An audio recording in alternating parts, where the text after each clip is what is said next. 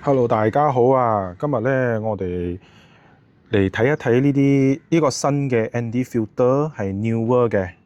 OK，so 佢係有六個噶啦，響一個包裝入邊，so 有 ND8 啦、16啦、32啦、64 UV 嘅同埋 polarize 嘅。so 我哋就會嚟測試下呢一個 filter 響咁嘅天氣下我用點樣嘅 filter，跟住我會 test 一 test，如果冇 filter 同埋有 filter 係有咩分別啦。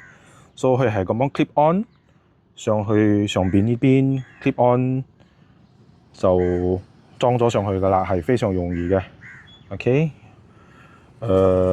我都有買到兩對新嘅呢個 propellers 啦，所以我都會試下個聲有咩唔同。OK。所以如果我哋係開咗個機先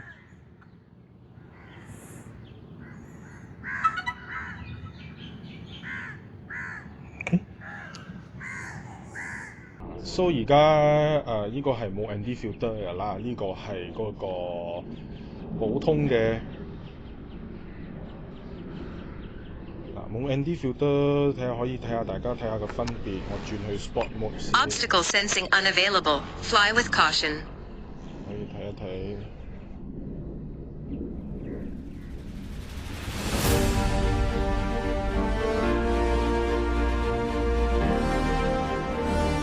如果係冇 ND filter 啦，咁樣我就可以有嗰個。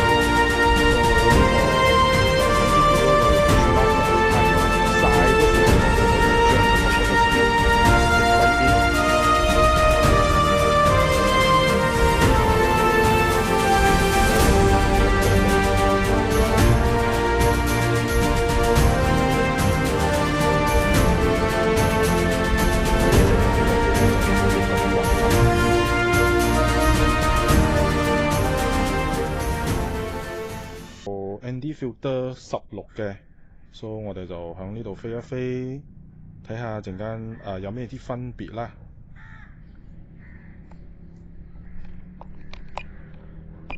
Obstacle sensing unavailable. Fly with caution.